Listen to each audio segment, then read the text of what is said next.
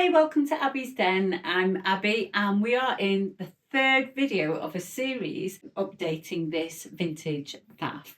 I picked it up for £1 off an online marketplace and I'm going to compare it to two modern machines, and they have been progressing over the years with new machinery, new engineering and new oils. And because machines have moved on and the gears and the materials used within inside the machines have moved on, it's important that we think about the oils that we're using. Now, if you oil a machine with nylon gears, for example, plastic gears, what's going to happen is that nylon, it's designed to shear if the machine is forced to do too much, or break if you demand too much from it still further. It's not very good with oil, so it has to stay within a sealed frame. So if your machine is made of plastic, because let's be honest, people don't want heavy cast metal machines to carry around. They want something that's lightweight, easy to maneuver. There's a lot of advantages to it, but there's also those disadvantages. You can't open the machine and lubricate it because nylon gears are designed to lubricate themselves. They're waxy, and as they work together, they are self-lubricating, as they call them. Not because they have oil on them, just because they're just enough grip that they need to work together. If you introduce something like oil to a machine, to these nylon gears, what's going to happen is that nylon is going to, like a sponge, slowly absorb that oil. So in the bobbin race, you are tempted, because your machine's making a noise, you're thinking, I need to oil my machine. So what you do is you put a drop of oil in there.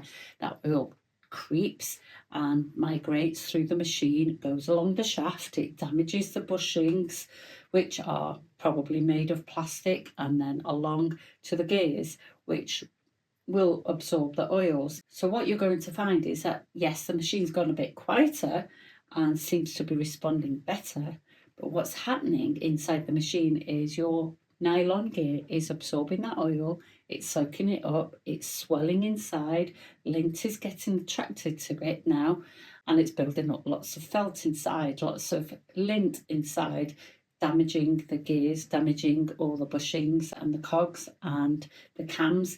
And it's going to affect, if your machine is a computer machine, quite often they are, it's going to affect the circuit board. So your machine is losing its life very, very quickly. It's going to degrade very, very quickly. And you'll notice it first in the timing, because what happens is, as the nylon gears are affected, they start to shear. So the teeth don't look as sharp as they do on this one, on this machine. What happens is they become worn and damaged. They slip. So you'll notice that the timing is off. And when I say the timing is off, you'll see a double stitch, a longer stitch. You might see the zigzags not zigzagging so well.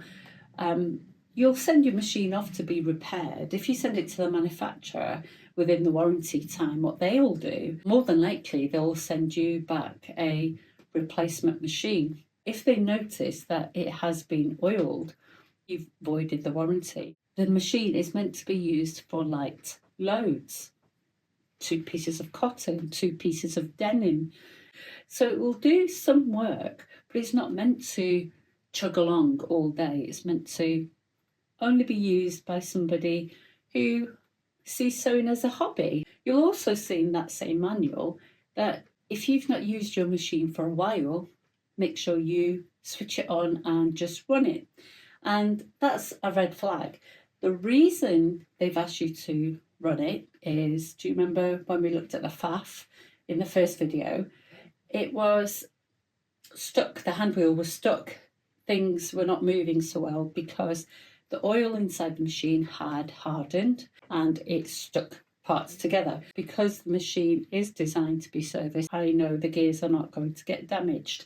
Again, that's a red flag, because that means that machine is not going to be repairable if any of the oil does harden up and thicken up. So again, you void your warranty. So if, like me, you've decided to take 3 years off and not sew, or if in the case of this bath, you've not used it for many, many years and the and the oil has hardened up, you are not going to get that machine repaired. It's not going to be serviced. It's going to be sent to landfill, unfortunately, because there's too much internal damage inside that machine. So have a think about what kind of machine you want. I'm going to show you the gears on the FAF. They are what we call a POM, a polymer, and that is not damaged. And you can see that after 40 years since it was built, that plastic is still, that polymer has still kept its shape. DuPont invented this polymer. They called it Delrin. You may have heard of it, I don't know. But it's used in engineering when plastics were begun to be used. So a lot of plastics inside sewing machines, inside food processors, inside washing machines, they could be something similar to Delrin, to this POM, which will help make sure that that machine will last for a long, long time when those gears need to make sure the machine is moving. But when nylon gears are used, it's a very light load. You will see that the machine will wear easily. So nylon gears look like POM gears, but they are certainly very different. So when you go to buy your machine, what you want to think about is you don't want the best machine. What you want is the best machine for you. So narrow down exactly what you want from your machine. Think about what it is you will be making, what you'll be sewing, and then hopefully the right choice will become a lot more obvious. A good sewing machine is one that's honest about what it's designed to do, and the decision gets easier for you rather than harder.